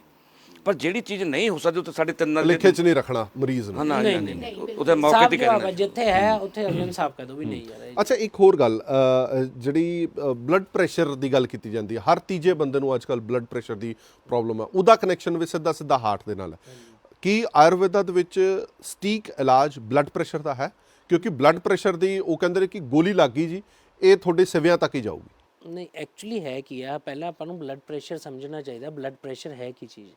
ਬਲੱਡ ਪ੍ਰੈਸ਼ਰ ਕੀ ਆ, ਜਿਹੜਾ ਆਪਣੀਆਂ ਆਰਟਰੀਜ਼ ਆ, ਆਰਟਰੀਜ਼ ਦੇ ਵਿੱਚ ਜਦ ਬਲੱਡ ਫਲੋ ਕਰਦਾ ਤਾਂ ਉਹ ਆਰਟਰੀਜ਼ ਦੀਆਂ ਜਿਹੜੇ ਵਾਲ ਆ, ਕੰਧ ਆਰਟਰੀ ਦੀ, ਉਹਦੇ ਉੱਤੇ ਜੋ ਪ੍ਰੈਸ਼ਰ ਨਾਲ, ਫੋਰਸ ਨਾਲ ਉਹ ਚੱਲਦਾ ਆ, ਉਹ ਚੀਜ਼ ਨੂੰ ਆਪਾਂ ਬਲੱਡ ਪ੍ਰੈਸ਼ਰ ਕਹਿੰਦੇ ਆ। ਉਹ 'ਚ ਕੀ ਆ, ਉਹਦਾ ਕਾਰਨ ਦੇਖਣਾ ਪੈਂਦਾ ਵੀ ਉਹ ਕਾਹਤੇ ਵਧੇ ਆ। ਆਰਟਰੀ ਕਿਤੋਂ ਤੰਗ ਹੋ ਗਈ, ਕਿਤੇ ਕੋਈ ਦਿੱਕਤ ਆ ਗਈ, ਉਹ 'ਚ ਖੂਨ ਜਮਾ ਹੋਣ ਲੱਗ, ਖੂਨ ਕਹਿਤਾ ਕਲੋਟਸ ਆਣੇ ਲੱਗ ਗਏ ਜਾਂ ਪਲੇਕਸ ਬਣ ਗਏ, ਉਹ ਤੰਗ ਹੋ ਗਈ, ਨੈਰੋ ਹੋ ਗਈ ਕਿਸੇ ਕਾਰਨ ਕਰਕੇ। ਉਹ ਜਿਹੜੇ ਕਾਰਨ ਕਰਕੇ ਆ, ਤੁਸੀਂ ਉਹ ਕਾਰਨ ਦੂਰ ਕਰ ਦੋਗੇ, ਬਲੱਡ ਪ੍ਰੈਸ਼ਰ ਠੀਕ ਹੋ ਜਾਏਗਾ। ਕਿਉਂਕਿ ਬਲੱਡ ਪ੍ਰੈਸ਼ਰ ਮੈਨੂੰ ਲੱਗਦਾ ਕਿ ਕਈ ਬਿਮਾਰੀਆਂ ਦਾ ਇਲਾਜ ਕਰ ਸਕਦੇ ਆ, ਪਰ ਬਲੱਡ ਪ੍ਰੈਸ਼ਰ ਕਈ ਬਿਮਾਰੀਆਂ ਨੂੰ ਜਨਮ ਦਿੰਦਾ। ਬਲੱਡ ਪ੍ਰੈਸ਼ਰ 'ਚ ਜ਼ਿਆਦਾ ਬਲੱਡ ਪ੍ਰੈਸ਼ਰ ਰਹਿ ਰਿਹਾ, ਹਾਰਟ ਅਟੈਕ ਸਿੱਧਾ ਚਾਂਸਿਸ ਬਣਦੇ ਆ। ਉਸ ਤੋਂ ਬਾਅਦ ਬ੍ਰੇਨ ਹੈਮਰੇਜ ਹੋਣ ਦੇ ਚਾਂਸਿਸ ਬਣਦੇ ਆ, ਅਧਰੰਗ ਹੋਣ ਦੇ ਚਾਂਸਿਸ ਬਣਦੇ ਆ, ਕਿਡਨੀਆਂ ਨੂੰ ਇਹ ਖਰਾਬ ਕਰਦਾ ਜੀ। ਜਾਣੀ ਕਿ ਬਹੁਤ ਬੀਪੀ ਵਧਣਾ ਆਪਣੇ ਆਪ 'ਚ ਇੱਕ ਬਹੁਤ ਤਕੜੀ ਸਮੱਸਿਆ ਜਿਵੇਂ ਕਿ ਬਲੱਡ ਪ੍ਰੈਸ਼ਰ ਦੀ ਬਿਮਾਰੀ ਹੈ ਜਿਹੜੀ, ਇਹ ਆਮ ਤੌਰ ਤੇ ਲੋਕਾਂ ਨੂੰ ਕਈਆਂ ਨੂੰ ਪਤਾ ਹੀ ਨਹੀਂ ਲੱਗਦੀ, ਕਈ ਸਾਲ ਆਪਣੇ ਨਾਲ ਹੀ ਹੰਡਾਉਂਦੇ ਰਹਿੰਦੇ ਆ, ਉਹ ਸਿੰਪਟਮਸ ਨਹੀਂ ਸਮਝ ਆਉਂਦੇ। ਬਲੱਡ ਪ੍ਰੈਸ਼ਰ ਕਿੰਨਾ ਹੋਣਾ ਚਾਹੀਦਾ? ਜੇ ਘੱਟ ਹੈ ਉਹਦਾ ਵੀ ਇਲਾਜ ਹੈ, ਵੱਧ ਹੈ ਤਾਂ ਉਹਦਾ ਵੀ ਇਲਾਜ ਹੈ? ਬਿਲਕੁਲ ਜੀ, ਜੇ 120 ਤੋਂ 80 ਹੋਣਾ ਚਾਹੀਦਾ ਜੀ। 80 ਘੱਟ, 120 ਵੱਧ। ਜੇ ਥੱਲੇ ਘੱਟ ਆ ਤਾਂ ਵੀ ਬਿਮਾਰੀ ਆ, ਜੇ ਵੱਧ ਆ ਤਾਂ ਵੀ ਬਿਮਾਰੀ ਆ। ਸਾਡੇ ਕੋਲ ਦੋਨਾਂ ਦੇ ਇਲਾਜ ਆ ਜੀ। ਵਰਮਾ ਸਾਹਿਬ, ਬੀਪੀ ਦਾ ਵੱਧ ਹੋਣਾ ਘੱਟ ਹੋਣਾ ਇਹ ਸਿੱਧਾ ਇਹਦਾ ਹਾਰਟ ਦੇ ਨਾਲ ਸੰਬੰਧਿਤ ਹੈਗੀ ਇਹ ਗੱਲ। ਹਾਰਟ ਦੀ ਜੇ ਮੈਂ ਭੂਮਿਕਾ ਪੁੱਛਣੀ ਚਾਹਾਂ ਜਾਂ ਹਾਰਟ ਦਾ ਮੁੱਖ ਕੰਮ ਪੁੱਛਣਾ ਚਾਹਾਂ ਤਾਂ ਉਹ ਤੁਹਾਡੇ ਨਜ਼ਰੀਏ ਨਾਲ ਕੀ ਹੈ, ਔਰ ਕਿੰਨਾ ਕੁ ਇੰਪੋਰਟੈਂਟ ਹੈ ਕਿ ਹਾਰਟ ਨੂੰ ਤੁਸੀਂ ਤੰਦਰੁਸਤ ਰੱਖਣਾ? ਐਕਚੁਅਲੀ ਜੇ ਗੱਲ ਕੀਤੀ ਜਾਏ, ਰੱਬ ਆਪਣੇ ਆਪ 'ਚ ਇੱਕ ਸਭ ਤੋਂ ਵੱਡਾ ਇੰਜੀਨੀਅਰ ਆ। ਉਹਨੇ ਕੋਈ ਵੀ ਚੀਜ਼ ਬਣਾਈ ਆ ਬਹੁਤ ਸੋਚ ਸਮਝ ਕੇ ਬਣਾਈ ਆ। ਹਾਂ, ਬਹੁਤ ਅੱਛਾ ਕ੍ਰੀਏਟਰ ਆ। ਤੁਸੀਂ ਇਹ ਦੇਖ ਲਓ ਵੀ ਹਾਰਟ ਆਪਣੇ ਆਪ 'ਚ, ਤੁਸੀਂ ਸਟਾਰਟਿੰਗ ਦੇ ਵਿੱਚ ਗੱਲ ਕੀਤੀ ਸੀ ਵੀ ਜਿਮ 'ਚ ਬੱਚਿਆਂ ਨੂੰ ਅਟੈਕਸ ਹੋ ਰਹੇ ਆ ਜਾਂ ਕੋਈ ਅੱਜ ਕੱਲ੍ਹ ਬਹੁਤ ਵਧਿਆ ਹੋਇਆ। ਤੁਸੀਂ ਇਹ ਦੇਖੋ, ਜਦ ਆਪਾਂ ਕਦੇ ਐਕਸਰਸਾਈਜ਼ ਕਰਦੇ ਹਾਂ ਜਾਂ ਆਪਾਂ ਰਨਿੰਗ ਕਰਦੇ ਹਾਂ ਤਾਂ ਉਸ ਟਾਈਮ ਆਪਣੀ ਧੜਕਣ ਬਹੁਤ ਵੱਧ ਜਾਂਦੀ ਹੈ। ਨੋਰਮਲ ਆਪਣੀ ਧੜਕਣ ਵੱਧ ਵੀ ਆਪਾਂ ਕਹਿੰਦੇ ਯਾਰ ਆ ਬਿਮਾਰੀ ਹੋ ਗਈ, ਕੁਛ ਹੋ ਗਿਆ, ਪਰ ਉਸ ਟਾਈਮ ਵੀ ਤਾਂ ਉਹ ਵੱਧਦੀ ਆ। ਕਾਹਤੇ ਵਧੀ? ਕਿਉਂਕਿ ਜਦ ਆਪਾਂ ਭੱਜਣਾ ਨੱਠਣਾ ਆ ਤਾਂ ਕੀ ਆ, ਸਰੀਰ ਦੇ ਬਹੁਤ ਸਾਰੇ ਔਰਗਨ ਉਸ 'ਚ ਕੰਮ ਕਰ ਰਹੇ ਆ, ਤਾਂ ਉਹਨਾਂ ਨੂੰ ਤਾਜ਼ੀ ਹਵਾ, ਆਕਸੀਜਨ ਚਾਹੀਦੀ ਆ, ਆਕਸੀਜਨੇਟਡ ਬਲੱਡ ਚਾਹੀਦਾ। ਕਿਉਂਕਿ ਬੋਡੀ 'ਚ ਉਸ ਟਾਈਮ ਇੱਕ ਤਰ੍ਹਾਂ ਡੀਟੌਕਸ ਹੋ ਰਹੀ ਆ, ਤਾਂ ਉਹਦੇ ਕਰਕੇ ਡੀਆਕਸੀਜਨੇਟਡ ਬਲੱਡ ਵਧਿਆ ਹੋਇਆ। ਤਾਂ ਉਹ ਜਿਹੜਾ ਐਟ ਏ ਟਾਈਮ ਐਕਸਰਸਾਈਜ਼ ਕਰਦੇ ਹੋਏ ਸਾਰੇ ਪਾਸੇ ਉਹਨੇ ਬਲੱਡ ਆਕਸੀਜਨੇਟਡ ਪਹੁੰਚਾਉਣਾ, ਤਾਂ ਉਹਦੇ ਲਈ ਉਹਨੂੰ ਆਪਣੀ ਪੰਪਿੰਗ ਫਾਸਟ ਕਰਨੀ ਪਏਗੀ। ਪੰਪਿੰਗ ਫਾਸਟ ਕਰੇਗਾ ਤਾਂ ਧੜਕਣ ਵਧੇਗੀ, ਤਾਂ ਪ੍ਰੋਪਰ ਆਕਸੀਜਨੇਟਡ ਬਲੱਡ ਫਲੋ ਹੋਏਗਾ। ਅੱਛਾ, ਇੱਕ ਗੱਲ ਹੋਰ ਡਾਕਟਰ ਸਾਹਿਬ, ਆਮ ਤੌਰ ਤੇ ਲੋਕਾਂ ਦੀਆਂ ਗੱਲਾਂ ਅਸੀਂ ਸੁਣਦੇ ਰਹਿੰਦੇ ਆ ਕਿ ਸਾਡੀ ਧੜਕਣ ਵੱਧ ਗਈ, ਬੈਠੇ ਦੀ ਧੜਕਣ ਕਈ ਵਾਰ ਵੱਧ ਜਾਂਦੀ ਹੈ, ਫਿਰ ਨਾਰਮਲ ਹੋ ਜਾਂਦੀ ਹੈ। ਕਈਆਂ ਨੂੰ ਲੱਗਦਾ ਕਿ ਮੇਰਾ ਦਿਲ ਘੱਟ ਧੜਕ ਰਿਹਾ, ਰੂਟੀਨ ਦੇ ਨਾਲੋਂ ਘੱਟ ਧੜਕ ਰਿਹਾ। ਇਹ ਕੋਈ ਬਿਮਾਰੀ ਹੈ ਜਾਂ ਭੁਲੇਖਾ ਹੈ, ਮਿੱਥ ਹੈ, ਜਾਂ ਇਹ ਵੀ ਇੱਕ ਪਾਰਟ ਹੈ ਦਿਲ ਦਾ? ਐਕਚੁਅਲੀ ਮੇਨ ਕੀ ਆ, ਮੇਨ ਜਿਹੜੇ ਨਾਰਮਲ ਇੱਕ ਬੰਦੇ ਦੀ ਧੜਕਣ ਆ 60 ਤੋਂ 80 ਦੇ ਵਿੱਚ ਚਾਹੀਦੀ ਆ। ਅਸੀਂ 70 75 ਦੇ ਵਿੱਚ ਨਾਰਮਲ ਮੰਨ ਕੇ ਚੱਲਦੇ ਆ, ਫਿਰ ਵੀ 60 ਤੋਂ 80 ਕਹਿ ਦਿੰਦੇ ਆ ਵੀ ਠੀਕ ਆ। ਤੇ ਜਿਹੜਾ ਨਵਾਂ ਜੰਮਿਆ ਬੱਚਾ ਹੈ ਉਹਦੀ 70 ਤੋਂ 150 200 ਤੱਕ ਵੀ ਜਾ ਸਕਦੀ ਆ। ਪਰ ਇਹ ਆ ਵੀ ਜਿਹੜੀ ਧੜਕਣ ਆ ਬੇਸਿਕਲੀ ਹੈ ਕੀ ਆ, ਆਪਣੇ ਇਹਦੇ ਹਾਰਟ ਦੇ ਵਿੱਚ ਇੱਕ ਐਸੇ ਨੋਡ ਹੁੰਦੀ ਆ, ਸਾਈਰੋ ਔਰੀਕੂਲਰ ਨੋਡ ਹੁੰਦੀ ਆ। ਉਹਦਾ ਕੰਮ ਕੀ ਹੁੰਦਾ, ਉਹਨੇ ਕਰੰਟ ਪੈਦਾ ਕਰਨਾ। ਕਰੰਟ ਪੈਦਾ ਕਰਕੇ ਉਹਨੇ ਜਦ ਪੂਰੇ ਹਾਰਟ 'ਚੋਂ ਕਰੰਟ ਘੁੰਮਿਆ ਤਾਂ ਉਹਦੇ ਨਾਲ ਕਾਰਡੀਅਕ ਸਾਈਕਲ ਕੰਪਲੀਟ ਹੋਏਗਾ, ਹਾਰਟ ਹੋਏਗਾ ਤੇ ਬਲੱਡ ਬਾਹਰ ਜਾਏਗਾ, ਤਾਂ ਉਹ ਇੱਕ ਬੀਟ ਬਣਦੀ ਹੈ। ਹਾਂ, ਤੁਸੀਂ ਇਹ ਦੇਖੋ ਜਿਹੜੀ ਉਹ ਇੱਕ ਬੀਟ ਆ, ਹਾਰਟ ਦਿਨ ਦੇ ਵਿੱਚ 1 ਲੱਖ ਵਾਰ ਧੜਕਦਾ ਪੂਰੇ ਦਿਨ 'ਚ। 1 ਲੱਖ? ਹਾਂਜੀ। ਤੇ ਤੁਸੀਂ ਇਹ ਦੇਖ ਲਓ, ਇੱਕ ਉਹ 300 ਗ੍ਰਾਮ ਦਾ ਔਰਗਨ ਆ ਤੇ ਮੁੱਠੀ ਦੇ ਜਿੱਡਾ ਸਾਈਜ਼ ਆ, ਉਹ 'ਚੋਂ ਡੇਲੀ 7200 ਤੋਂ 7500 ਲੀਟਰ ਬਲੱਡ ਬਾਹਰ ਨਿਕਲਦਾ। ਇੱਕ ਦਿਨ 'ਚ 7200 ਤੋਂ 7500 ਲੀਟਰ ਬਲੱਡ ਨੂੰ ਪੰਪ ਕਰਦਾ ਉਹ। ਤਾਂ ਇਹ ਚੀਜ਼ ਆ। ਤੇ ਇਹਦੇ ਆਪਣੇ ਇੱਕ ਡਾਕਟਰ ਸਾਹਿਬ ਇਹਦੇ ਨਾਲ ਹੀ ਜੁੜਦੀ ਗੱਲ ਹੋਰ, ਕਿਉਂਕਿ ਲੋਕਾਂ ਦੇ ਭੁਲੇਖੇ ਥੋੜੇ ਦੂਰ, ਕਾਰਡੀਅਕ ਅਰੈਸਟ ਹੋਣਾ ਤੇ ਹਾਰਟ ਅਟੈਕ ਹੋਣਾ, ਕੀ ਇਹ ਇੱਕੋ ਚੀਜ਼ ਹੈ ਜਾਂ ਦੋਵੇਂ ਚੀਜ਼ਾਂ ਅਲੱਗ-ਅਲੱਗ ਨੇ? ਨਹੀਂ, ਐਕਚੁਅਲੀ ਹੈ ਕੀ ਆ, ਕਾਰਡੀਅਕ ਅਰੈਸਟ ਜਿਹੜਾ ਹੈ, ਅਰੈਸਟ ਦਾ ਮਤਲਬ ਆ ਗਿਆ ਕੰਮ ਕਰਨਾ ਬੰਦ, ਖਤਮ ਲਾਈਫ। ਹਾਂ, ਇਹ ਆ ਵੀ ਕਈ ਵਾਰ ਕੋਈ ਪੇਸ਼ੈਂਟ ਹੁੰਦੇ ਆ ਜਿਹੜੇ ਕਾਰਡੀਅਕ ਅਰੈਸਟ ਤੋਂ ਬਾਅਦ ਸਰਵਾਈਵ ਕਰ ਜਾਂਦੇ ਆ। ਜਦ ਉਹਨਾਂ ਨੂੰ ਆਪਾਂ ਰਿਸੈਸੀਟੇਟ ਕਰਦੇ ਆ ਕਾਰਡੀਓਪਲਮਨਰੀ, ਤਾਂ ਉਸ ਟਾਈਮ ਉਹ ਕਰ ਜਾਂਦੇ ਆ। ਪਰ ਬੇਸਿਕਲੀ ਕਾਰਡੀਅਕ ਅਰੈਸਟ ਤੋਂ ਬਾਅਦ ਬੰਦਾ ਖਤਮ ਆ। ਪਰ ਜਿਹੜਾ ਕਿ ਹਾਰਟ ਅਟੈਕ ਆ, ਮਾਇਓਕਾਰਡੀਅਲ ਇਨਫਾਰਕਸ਼ਨ ਕਹਿੰਦੇ ਆ ਉਹਨੂੰ, ਉਹ 'ਚ ਕੀ ਆ, ਉਹ 'ਚ ਹਾਰਟ ਜਿਹੜਾ ਹੈ, ਆਪਾਂ ਕਹਿ ਦਿੱਤਾ ਵੀ ਹਾਰਟ ਪੂਰੇ ਸਰੀਰ ਨੂੰ ਬਲੱਡ ਸਪਲਾਈ ਕਰ ਰਿਹਾ, ਬਲੱਡ ਸਾਰੇ ਔਰਗਨਸ 'ਚ ਜਾ ਰਿਹਾ ਤਾਂ ਉਹ ਕੰਮ ਕਰਦੇ ਆ। ਇਹਦਾ ਮਤਲਬ ਹਾਰਟ ਨੂੰ ਵੀ ਕਿਤੇ ਨਾ ਕਿਤੇ ਲੋੜ ਪੈਂਦੀ ਹੈ ਬਲੱਡ ਦੀ। ਹਾਰਟ ਦੀਆਂ ਜਿਹੜੀਆਂ ਆਪਣੀਆਂ ਵਾਲਸ ਨੇ, ਉਹਨਾਂ ਨੂੰ 3 ਨਾੜਾਂ ਬਲੱਡ ਸਪਲਾਈ ਕਰਦੀਆਂ, 3 ਆਰਟਰੀਜ਼ ਮੇਨ। ਤਾਂ ਉਹ ਆਰਟਰੀਜ਼ ਦੇ ਵਿੱਚ ਕੀ ਹੁੰਦਾ, ਜਦ ਬਲੱਡ ਸਪਲਾਈ ਪ੍ਰੋਪਰ ਨਹੀਂ ਹੁੰਦੀ ਤਾਂ ਕਰਕੇ ਕੀ ਆ, ਜਿਹੜੇ ਏਰੀਆ ਨੂੰ ਜਿਹੜੀ ਵਾਲ ਨੂੰ ਬਲੱਡ ਸਪਲਾਈ ਜਾ ਰਹੀ ਆ, ਜਦ ਉਹ 'ਚ ਕੋਈ ਬਲੋਕੇਜ ਆ ਗਈ, ਚਾਹੇ ਕੋਲੇਸਟ੍ਰੋਲ ਵੱਧ ਗਿਆ ਜਾਂ ਵਿੱਚ ਕਲੋਟ ਆ ਗਏ, ਉਹਦੇ ਕਰਕੇ ਜਿਹੜੀ ਬਲੋਕੇਜ ਆਈ, ਤਾਂ ਉਹਨੇ ਜਿੱਥੇ ਅੱਗੇ ਦੀਵਾਰ ਨੂੰ ਜਾ ਕੇ, ਪਹਿਲਾਂ ਮੈਂ ਦੱਸਿਆ ਆਕਸੀਜਨੇਟਡ ਬਲੱਡ ਦੇਣਾ ਉਹਨੇ। ਜਦੋਂ ਆਕਸੀਜਨੇਟਡ ਬਲੱਡ ਉੱਥੇ ਪਹੁੰਚੇਗਾ ਨਹੀਂ ਤਾਂ ਉਹ ਟਿਸ਼ੂ ਡੈਮੇਜ ਹੋ ਜਾਏਗਾ ਹਾਰਟ ਦਾ ਇੱਕ, ਤੇ ਉਹਦੇ ਕਰਕੇ ਚੈਸਟ ਪੇਨ ਹੋਏਗੀ। ਤਾਂ ਉਹਦਾ ਕੀ ਆ, ਆਪਾਂ ਨੂੰ ਉਹ ਬਲੋਕੇਜ ਖੋਲਣੀ ਪੈਂਦੀ ਆ। ਹਾਰਟ ਅਟੈਕ ਸਿਰਫ ਇੰਨੀ ਕੁ ਚੀਜ਼ ਹੈ। ਇਹ ਨਾੜਾਂ ਦੇ ਵਿੱਚ ਚਰਬੀ ਕਿਉਂ ਜੰਮ ਜਾਂਦੀ ਹੈ, ਬਲੋਕੇਜ ਕਿਉਂ ਆ ਜਾਂਦੀ ਹੈ? ਇਹ ਕੋਲੇਸਟ੍ਰੋਲ ਵਧਣ ਕਰਕੇ? ਕੋਲੇਸਟ੍ਰੋਲ ਤੇ ਤੁਸੀਂ ਕਹਿ ਲਓ ਫੈਟ ਜ਼ਿਆਦਾ ਇਕੱਠਾ ਹੋ ਜਾਂਦਾ, ਉਹਦੇ ਕਰਕੇ। ਐ ਸੱਚ ਤੁਸੀਂ ਪਾਰਟੀਕੂਲਰ ਜੇ ਕਹੋ ਵੀ ਖਾਣੇ ਦੇ ਨਾਲ ਹੋਇਆ, ਕਿਹਦੇ ਨਾਲ ਹੋਇਆ, ਇਹ ਤੁਸੀਂ ਕੁਝ ਨਹੀਂ ਕਹਿ ਸਕਦੇ। ਕਈ ਬਿਲਕੁਲ ਇਹ ਖਾਂਦੇ ਨਹੀਂ, ਉਹੋ ਜਿਹੀਆਂ ਚੀਜ਼ਾਂ ਉਹਨਾਂ ਦੇ ਵੀ ਹੋ ਜਾਂਦਾ। ਕਈਆਂ 'ਚ ਵੈਸੇ ਹਾਰਟ, ਜਿਵੇਂ ਆਪਾਂ ਪਹਿਲਾਂ ਗੱਲ ਕੀਤੀ ਹੈ ਵੀ ਬਲੋਕੇਜ ਆ ਗਈ ਤਾਂ ਕਰਕੇ ਹਾਰਟ ਅਟੈਕ ਹੋਇਆ। ਪਰ ਜਿਹੜੇ ਸਮੋਕਰਸ ਹੁੰਦੇ ਆ, ਸਮੋਕਰਸ ਦਾ ਕੀ ਆ, ਜਦੋਂ ਸਮੋਕ ਕਰਦੇ ਆ ਤਾਂ ਉਹਨਾਂ ਦੀਆਂ ਜਿਹੜੀਆਂ ਨਾੜਾਂ ਆ ਉਹ ਚਿਪਕ ਜਾਂਦੀਆਂ, ਖਿੱਚੀਆਂ ਜਾਂਦੀਆਂ। ਜਦੋਂ ਅੰਦਰ ਸਾਹ ਲੈਂਦੇ ਆ ਤਾਂ ਉਹ ਚਿਪਕਦੀਆਂ ਆ। ਤਾਂ ਉਹਨਾਂ 'ਚ ਕੀ ਹੁੰਦਾ, ਉਹਨਾਂ 'ਚ ਨਾੜਾਂ ਬੰਦ ਹੋ ਜਾਂਦੀਆਂ, ਵੈਸੇ ਹੀ ਘੁੱਟ ਹੋ ਜਾਂਦੀਆਂ। ਉਹ ਵੀ ਇੱਕ ਹਾਰਟ ਅਟੈਕ ਦਾ ਕਾਰਨ ਬਣਦਾ, ਬਿਨਾਂ ਕੋਲੇਸਟ੍ਰੋਲ ਤੋਂ ਹੀ ਬੰਦ ਹੋ ਗਈਆਂ ਉਹ। ਇੱਕ ਹੋਰ ਸਵਾਲ ਮੈਂ ਡਾਕਟਰ ਦੀਕਸ਼ਾ ਤੋਂ ਪੁੱਛ ਲੈਣਾ, ਉਹੀ ਸਵਾਲ ਮੈਂ ਤੁਹਾਡੇ ਤੋਂ ਪੁੱਛ ਲਾਂਗਾ। ਅਕਸਰ ਹੀ ਇਹ ਕਿਹਾ ਜਾਂਦਾ ਕਿ ਛਾਤੀ ਦੇ ਵਿੱਚ ਦਰਦ ਹੋਣਾ, ਭਾਵੇਂ ਉਹ ਮੇਲ ਹੋਵੇ ਜਾਂ ਫੀਮੇਲ ਹੋਵੇ, ਛਾਤੀ 'ਚ ਦਰਦ ਹੋਣਾ ਵੀ ਇੱਕ ਸਿੰਪਟਮ ਹੈ ਹਾਰਟ ਅਟੈਕ ਦਾ, ਹਾਰਟ ਦੇ ਵਿੱਚ ਬਲੋਕੇਜ ਦਾ? ਹਾਂ ਹੈ, ਪਰ ਹਰ ਇੱਕ ਆਪਾਂ ਦਰਦ ਨੂੰ ਹਾਰਟ ਅਟੈਕ ਨਹੀਂ ਮੰਨ ਸਕਦੇ, ਜਾਂ ਹਰ ਇੱਕ ਦਰਦ ਨੂੰ ਆਪਾਂ ਇਗਨੋਰ ਨਹੀਂ ਕਰ ਸਕਦੇ ਵੀ ਮਤਲਬ ਆਪਣੇ ਹਾਰਟ ਦਾ ਪ੍ਰੋਬਲਮ ਨਹੀਂ ਹੋਊਗਾ। ਕਈ ਪੇਸ਼ੈਂਟਸ ਕੀ ਕਰਦੇ ਨੇ, ਕਈ ਕਹਿੰਦੇ ਨੇ ਕਿ ਯਾਰ ਮੇਰੇ ਛਾਤੀ ਦਰਦ ਹੋ ਰਿਹਾ, ਹੋ ਸਕਦਾ ਮੈਨੂੰ ਗੈਸ ਨਾ ਬਣੀ ਹੋਵੇ, ਇਨੋ ਪੀ ਲਓ, ਫਲਾਣਾ ਲੈ ਲਓ, ਹਾਂ ਲੈ ਲਓ। ਕਈ ਵਾਰ ਉਹ ਇਗਨੋਰ ਕਰਦੇ ਨੇ ਆਪਣੇ ਹਾਰਟ ਦੀ ਦਿੱਕਤ ਨੂੰ, ਕਿ ਸ਼ਾਇਦ ਸਾਨੂੰ ਕਿਤੇ ਡਾਕਟਰ ਕੋਲ ਨਾ ਜਾਣਾ ਪਵੇ, ਉਹ ਪਤਾ ਨਹੀਂ ਕੋਈ ਹੋਰ ਨਵਾਂ ਸੱਪੇ ਕੱਢ ਦੇਗਾ। ਤਾਂ ਮਤਲਬ ਕਾਫੀ ਪੇਸ਼ੈਂਟਸ ਨੇ ਜਿਹੜੇ ਇੱਦਾਂ ਕਹਿੰਦੇ ਨੇ। ਤਾਂ ਅਗਰ ਤੁਹਾਡੇ ਦਰਦ ਹੁੰਦਾ ਹੈ, ਤੁਸੀਂ ਅਗਰ ਕੋਈ ਮੈਡੀਸਿਨ ਲਈ ਵੀ ਹੈ, ਅਗਰ ਤੁਹਾਡੇ ਬਾਰ-ਬਾਰ ਰੀਕਰੰਟ ਹੋ ਰਿਹਾ ਤਾਂ ਉਹਦਾ ਚੈੱਕਅਪ ਜ਼ਰੂਰ ਕਰਾਉਣਾ ਚਾਹੀਦਾ। ਡਾਕਟਰ ਸਾਹਿਬ ਇਸ ਬਾਰੇ ਤੁਸੀਂ ਕੀ ਕਹੋਗੇ? ਕਿਉਂਕਿ ਸਿੰਪਟਮਸ ਬੜੇ ਜ਼ਰੂਰੀ ਨੇ। ਉਹ ਇਲਾਜ ਤਾਂ ਹੀ ਹੋਏਗਾ ਨਾ ਜੇ ਸਿੰਪਟਮ ਬੰਦੇ ਨੂੰ ਸਮਝ ਆਣ। ਛਾਤੀ 'ਚ ਦਰਦ ਹੋ ਰਿਹਾ, ਬਾਰ-ਬਾਰ ਹੋ ਰਿਹਾ, ਅਸੀਂ ਗੈਸ ਦੀਆਂ ਗੋਲੀਆਂ ਜਾਂ ਚੂਰਨ ਖਾ ਕੇ ਕੰਮ ਟਪਾਈ ਜਾਂਦੇ ਆ। ਬੇਸਿਕਲੀ ਜਦ ਬੰਦਾ ਡਾਕਟਰ ਕੋਲ ਜਾ ਕੇ ਆਪਣੀ ਪ੍ਰੋਬਲਮ ਦੱਸਦਾ, ਇਹ ਡਾਕਟਰ ਦੇ ਸਮਝਣ ਵਾਲੀ ਗੱਲ ਆ ਵੀ ਪੇਨ ਉਹਦੇ ਕਿਹੋ ਜਿਹੀ ਹੋ ਰਹੀ ਹੈ। ਹਾਰਟ ਅਟੈਕ ਦੇ ਵਿੱਚ ਇੱਕ ਨਿਚੋੜਨੇ ਵਾਲੀ ਪੇਨ ਹੁੰਦੀ ਹੈ, ਸਕੁਇਜ਼ਿੰਗ ਪੇਨ ਕਹਿ ਦਿੰਦੇ ਆ ਚੈਸਟ ਦੇ ਵਿੱਚ, ਉਹ ਹੋਏਗੀ। ਇਹ ਨਹੀਂ ਹੈਗਾ ਵੀ ਇਕੱਲੀ ਛਾਤੀ 'ਚ ਦਰਦ ਹੋਣਾ ਹੀ ਹਾਰਟ ਅਟੈਕ ਆ। ਆਪਣੇ ਬੈਲੀ ਦੇ ਉੱਪਰਲੇ ਏਰੀਏ 'ਚ, ਅੰਬਲਾਈਕਸ ਤੋਂ ਉੱਤੇ ਵੀ ਪੇਨ ਹੁੰਦੀ ਹੈ ਹਾਰਟ ਅਟੈਕ ਦੇ ਵਿੱਚ, ਮੋਢਿਆਂ 'ਚ, ਜਬੜੇ 'ਚ, ਗਰਦਨ 'ਚ, ਇਹ ਥਾਵਾਂ ਤੇ ਵੀ ਪੇਨ ਹੁੰਦੀ ਹੈ, ਬਾਹਾਂ ਦੇ ਵਿੱਚ। ਤਾਂ ਇਹ ਚੀਜ਼ਾਂ ਅਲੱਗ-ਅਲੱਗ ਸਿੰਪਟਮਸ ਨੇ। ਹਾਂ, ਜੇ ਤੁਹਾਨੂੰ ਇਹ ਜਿਹੀਆਂ ਜਿਵੇਂ ਡਾਕਟਰ ਸਾਹਿਬ ਨੇ ਦੱਸਿਆ ਪਹਿਲਾਂ ਵੀ ਦਿੱਕਤਾਂ ਆ ਰਹੀਆਂ ਤਾਂ ਇੱਕ ECG ਕਰਾਉਣ 'ਚ ਕੋਈ ਹਰਜ ਨਹੀਂ ਜਾਂਦਾ। ਇੱਕ 100-150 ਰੁਪਏ ਦੀ ਚੀਜ਼ ਆ, ਤੁਸੀਂ ਨੋਰਮਲ ਤੁਰੇ ਜਾਂਦੇ ਕਰਾ ਲਓ। ਹਾਂ, ਨਾ ਉੱਥੇ ਟ੍ਰੀਟਮੈਂਟ ਲਓ ਜੇ ਤੁਹਾਨੂੰ ਨਹੀਂ ਲੱਗਦਾ, ਪਰ ਇੱਕ ECG ਜ਼ਰੂਰੀ। ਇੱਕ ਗੱਲ ਹੋਰ ਦੱਸੋ, ਜੇ ਕੋਈ ਮਰੀਜ਼ ਬਾਹਰ ਬੈਠਾ ਹੈ, ਉਸ ਮਰੀਜ਼ ਨੂੰ ਆਲਰੇਡੀ ਉਹ ਕਿਸੇ ਤਰ੍ਹਾਂ ਦਾ ਕੋਈ ਟ੍ਰੀਟਮੈਂਟ ਲੈ ਰਿਹਾ, ਪਰ ਉਹਨੂੰ ਕੋਈ ਫਰਕ ਨਹੀਂ ਪੈ ਰਿਹਾ, ਉਹ ਚਾਹੁੰਦਾ ਹੈ ਕਿ ਉਹ ਤੁਹਾਡੇ ਰਾਹੀਂ ਵੀ ਟ੍ਰੀਟਮੈਂਟ ਲਵੇ, ਤਾਂ ਕੀ ਉਹਨੂੰ ਤੁਹਾਡੇ ਕੋਲ ਆਣਾ ਹੀ ਪਏਗਾ, ਜਿਵੇਂ ਤੁਸੀਂ ਕਹਿ ਰਹੇ ਹੋ ਕਿ ਮਰੀਜ਼ ਦੇਖ ਕੇ ਸਾਨੂੰ ਪਤਾ ਲੱਗ ਜਾਂਦਾ, ਜਾਂ ਉਹ ਆਪਣੀ ਰਿਪੋਰਟਸ ਦਿਖਾ ਕੇ ਵੀ ਉਹ ਮੈਂ ਤੁਹਾਡੇ ਕੋਲ ਲੈ ਤੁਹਾਨੂੰ ਜਾਂਦਾ? ਦੱਸਿਆ, ਜਿਵੇਂ ਆਪਣਾ ਹੀ ਗੱਲ ਚੱਲਦੀ ਸੀ ਵੀ ਛਾਤੀ 'ਚ ਦਰਦ ਹੋਣਾ ਸਿਮਟਮ, ਤਾਂ ਉਹ ਚੀਜ਼ ਆ। ਤਾਂ ਜੇ ਬਾਹਰ ਬੈਠਾ ਤਾਂ ਬਾਹਰ ਸਾਨੂੰ ਰਿਪੋਰਟਸ ਕਰਵਾ ਲਵੇ ਆਪਣੀਆਂ। ਕਈ ਵਾਰ ਮੈਕਸਿਮਮ ਕੰਟਰੀਜ਼ ਦੇ ਵਿੱਚ ਕੀ ਆ, ਅਮਰੀਕਾ ਕੈਨੇਡਾ ਦੇ ਵਿੱਚ ਉਹ ਕਹਿੰਦੇ ਆ ਡਾਕਟਰ ਨੇ ਸਾਨੂੰ ਰਿਪੋਰਟਸ ਨਹੀਂ ਦਿੱਤੀਆਂ, ਪਰ ਉਹਨਾਂ ਲਈ ਮੈਂ ਇੱਕ ਹੀ ਚੀਜ਼ ਕਹੂੰਗਾ, ਤੁਸੀਂ ਆਪਣੇ ਡਾਕਟਰ ਕੋਲ ਜਾਓ, ਉਹਨੂੰ ਰਿਕੁਐਸਟ ਕਰੋ ਵੀ ਸਾਨੂੰ ਸਾਡੇ ਕੇਸ ਦੀ ਕੇਸ ਸਮਰੀ ਚਾਹੀਦੀ ਆ। ਉਹ ਜ਼ਰੂਰ ਦੇਣਗੇ, ਉਹ ਦੇਣਗੇ, ਉਹ ਮਨਾ ਨਹੀਂ ਕਰਦੇ। ਸਾਡੇ ਲੋਕਾਂ 'ਚ ਇਹੀ ਭੁਲੇਖਾ ਰਹਿ ਜਾਂਦਾ, ਸਾਨੂੰ ਜਿੰਨੀਆਂ ਕਾਲਸ ਆਉਂਦੀਆਂ, ਨਹੀਂ ਜੀ ਇੱਥੇ ਤਾਂ ਰਿਪੋਰਟਾਂ ਦਿੰਦੇ ਨਹੀਂ ਡਾਕਟਰ, ਤੁਹਾਡੇ ਇੰਡੀਆ ਵਾਲਾ ਸਿਸਟਮ ਨਹੀਂ ਹੈਗਾ। ਨਹੀਂ, ਰਿਪੋਰਟਸ ਤੁਹਾਡੀ ਆਪਣੀ ਪਰਸਨਲ ਪ੍ਰਾਪਰਟੀ ਆ, ਉਹ ਤੁਸੀਂ ਕਦੇ ਵੀ ਮੰਗ ਸਕਦੇ ਹੋ ਡਾਕਟਰ ਤੋਂ। ਤਾਂ ਕੇਸ ਸਮਰੀ ਘੱਟੋ ਘੱਟ ਤੁਹਾਡੇ ਤੱਕ ਪਹੁੰਚਾ ਦੇਣ, ਉਹਦੇ ਵਿੱਚ ਤੁਹਾਨੂੰ ਡਿਟੇਲ ਕਾਫੀ ਉਹ ਹੱਦ 'ਚ ਤੱਕ ਸਾਨੂੰ clear ਸਾਰੀ ਡਿਟੇਲ ਪਤਾ ਲੱਗ ਜਾਂਦੀ ਹੈ, ਉਹਦੇ ਥਰੂ ਅਸੀਂ ਫਿਰ ਮੈਡੀਸਿਨ ਭੇਜ ਦਿੰਦੇ ਹਾਂ। ਪੰਨੂ ਸਾਹਿਬ, ਜਿਹੜੇ ਬਾਹਰਲੇ ਮਰੀਜ਼ ਨੇ ਉਹ ਜ਼ਿਆਦਾਤਰ ਇਸੇ ਗੱਲ ਦੇ ਵਿੱਚ ਹੀ ਰਹਿੰਦੇ ਨੇ ਕਿ ਅਸੀਂ ਇੱਥੋਂ ਟੈਸਟ ਕਰਾਇਆ, ਇਹਦੇ ਬਾਰੇ ਕੋਈ ਜਾਣਕਾਰੀ ਤੁਹਾਡੇ ਤੱਕ ਪਹੁੰਚਾ ਨਹੀਂ ਸਕਦੇ। ਫਿਰ ਬਾਹਰਲੇ ਜਿਹੜੇ ਪੇਸ਼ੈਂਟਸ ਨੇ, ਜੇ ਉਹ ਆਪਣੀ ਰਿਪੋਰਟ ਭੇਜਦੇ ਨੇ ਤਾਂ ਰਿਪੋਰਟ ਦੇ ਆਧਾਰ ਤੇ ਤੁਸੀਂ ਦਵਾਈਆਂ ਭੇਜਦੇ ਹੋ? ਨਹੀਂ ਦੇਖੋ, ਜਿਵੇਂ ਪਿੱਤੇ ਦੀ ਪੱਥਰੀ ਹੋ, ਕੁਝ ਹੋਰ ਗੱਲਾਂ ਹੋ ਗਈਆਂ, ਚਲੋ ਤਾਂ ਸਿਮਟਮ ਦੇਖ ਲਿਆ ਸੀ ਜੀ, ਉਹਦੇ 'ਚ ਤਾਂ ਰਿਪੋਰਟ ਦੀ ਲੋੜ ਵੀ ਉਹਦੇ ਨਹੀਂ। ਵਿੱਚ ਗੈਸ ਤੇ ਆ ਬਣਦਾ ਸੀ, ਕੁਝ ਤਾਂ ਅਸੀਂ ਸਿਮਟਮ ਦੇ ਲੈਂਦੇ ਹਾਂ। ਜਿੱਥੇ ਵੀ ਅਸੀਂ ਇਸ ਵਿੱਚ ਸਲਾਹ ਕਰਦੇ ਵੀ ਨਹੀਂ, ਇਹਦੀ ਆਪਾਂ ਨੂੰ ਰਿਪੋਰਟ ਦੀ ਲੋੜ ਰਿਪੋਰਟ ਦੀ ਹੈਗੀ ਆ। ਲੋੜ ਆ ਜੀ। ਉਹ ਫਿਰ ਅਸੀਂ ਜੇ ਨਹੀਂ ਵੀ ਹੈਗੇ ਤਾਂ ਕਹਿੰਦਾ ਕੋਈ ਸਾਨੂੰ ਆਹ ਡਾਕਟਰ ਸਾਹਿਬ ਕਹੇ ਵੀ ਸਾਨੂੰ Case summary ਸਮਰੀ ਦਿਓ ਜੀ, ਉਹ ਜ਼ਰੂਰੀ ਆ ਜੀ। ਦੇਖੋ ਗੱਲ ਇਹ ਆ ਜੀ, ਪ੍ਰੋਪਰ ਇਲਾਜ ਕਰਨਾ ਜੀ ਬਿਲਕੁਲ। ਤੇ ਸਾਡੇ ਕੋਲ ਕਿਹੜਾ ਕੋਈ ਜਾਦੂ ਦੀ ਛੜੀ ਇਹੋ ਜਿਹੀ ਜੀ, ਜਿੱਥੇ ਸਾਨੂੰ ਹੁਣ ਜਿਵੇਂ ਕੈਂਸਰ ਹੋ ਗਿਆ, ਹੋਰ ਵੱਡੀਆਂ ਬਿਮਾਰੀਆਂ ਹੋ ਗਈਆਂ, ਲੀਵਰ ਸਰੋਸਿਸ ਹੋ ਗਿਆ, ਸਾਨੂੰ ਹੁੰਦਾ ਵੀ ਰਿਪੋਰਟਾਂ ਮੰਗਾਈਆਂ ਜਾਣ। ਤਾਂ ਇਹਨਾਂ ਦਾ ਫਰਕ ਪੈਂਦਾ। ਹੁਣ ਇੱਕ ਸਪੇਨ ਦੇ ਵਿੱਚ 28-30 ਸਾਲ ਦਾ ਲੜਕਾ ਸੀ, ਉਹ ਪਤਾ ਨਹੀਂ ਕਾਫੀ ਟਾਈਮ ਤੋਂ ਵਿਚਾਰਾ ਬੈੱਡ ਤੇ ਬੈਠਾ ਸੀ, ਉਹਨਾਂ ਨੇ ਰਿਪੋਰਟਸ ਭੇਜੀਆਂ, ਪੇਸ਼ੈਂਟ ਇੱਥੇ ਨਹੀਂ ਆਇਆ, ਅਸੀਂ ਪੇਸ਼ੈਂਟ ਨਹੀਂ ਦੇਖਿਆ, ਠੀਕ ਆ, ਉਹਨਾਂ ਨੇ ਰਿਪੋਰਟਸ ਸਾਨੂੰ ਭੇਜੀਆਂ, ਸਿੰਪਟਮ ਦੱਸੇ ਆ, ਰਿਪੋਰਟਸ ਦੇਖ ਕੇ ਅਸੀਂ ਉਹਨੂੰ ਮੈਡੀਸਿਨ ਭੇਜਤੀ। ਉਹ ਤੁਸੀਂ ਇਹ ਸੋਚ ਲਓ ਵੀ ਉਹਦੇ ਆਲੇ ਦੁਆਲੇ ਵਾਲੇ ਇੰਨੇ ਕੁ ਹੈਰਾਨ ਨੇ ਵੀ ਇਹ ਲੜਕਾ ਕੰਮ ਤੇ ਕਿੱਦਾਂ ਜਾਣ ਲੱਗ ਗਿਆ। ਸਾਰਿਆਂ ਨੇ ਹੋਪ ਛੱਡਤੀ ਸੀ, ਉਹ ਬੈੱਡ ਤੇ ਲੇਟ ਗਿਆ ਸੀ, ਬਿਲਕੁਲ ਹੱਥ ਪੈਰ ਚੱਲਣੇ ਬੰਦ ਹੋ ਗਏ ਸੀ, ਸਭ ਕੁਝ ਸੀ।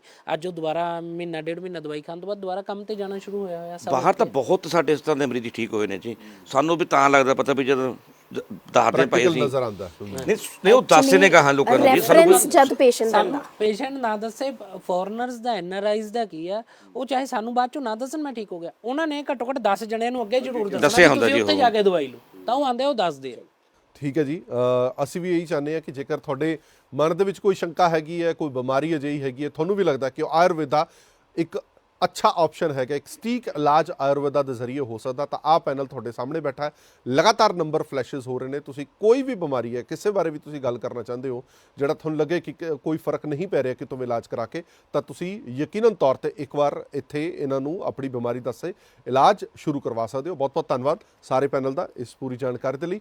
ਅਗਲੀ ਵਾਰੀ ਫਿਰ ਕਿਸੇ ਹੋਰ ਟੌਪਿਕ ਤੇ ਚਰਚਾ ਲੈ ਕੇ ਆਵਾਂਗੇ। ਜੇਕਰ ਤੁਹਾਨੂੰ ਲੱਗਦਾ ਕਿ ਕਿਸੇ ਪਾਰਟਿਕੂਲਰ ਟੌਪਿਕ ਤੇ ਕੋਈ ਚਰਚਾ ਹੋਣੀ ਚਾਹੀਦੀ ਹੈ, ਵੈਸੇ ਤਾਂ ਜਿੰਨੀਆਂ ਵੀ ਅੱਜ ਕੱਲ੍ਹ ਬਿਮਾਰੀਆਂ ਨੇ, ਸਾਰੀਆਂ ਬਿਮਾਰੀਆਂ ਤੇ ਅਸੀਂ ਚਰਚਾ ਕਰ ਚੁੱਕੇ ਹਾਂ, ਪਰ ਫਿਰ ਵੀ ਤੁਹਾਨੂੰ ਲੱਗਦਾ ਕਿ ਜੇ ਕਿਸੇ ਪਾਰਟਿਕੂਲਰ ਬਿਮਾਰੀ ਤੇ ਜਾਂ ਕਿਸੇ ਪਾਰਟਿਕੂਲਰ ਅੰਗ ਤੇ ਚਰਚਾ ਹੋਣੀ ਚਾਹੀਦੀ ਹੈ, ਤਾਂ ਤੁਸੀਂ ਜਿਹੜੇ ਨੰਬਰ ਤੁਹਾਨੂੰ ਫਲੈਸ਼ ਕਰ ਰਹੇ ਹੋ ਉੱਤੇ ਇਹਨਾਂ ਨੂੰ ਦੱਸ ਵੀ ਸਕਦੇ ਹੋ। ਦੇਸ਼ ਦੁਨੀਆ ਦੀ ਬਾਕੀ ਖਬਰਾਂ ਲਈ ਬਣੇ ਰਹੋ PTC ਨਿਊਜ਼ ਨਾਲ। ਧੰਨਵਾਦ।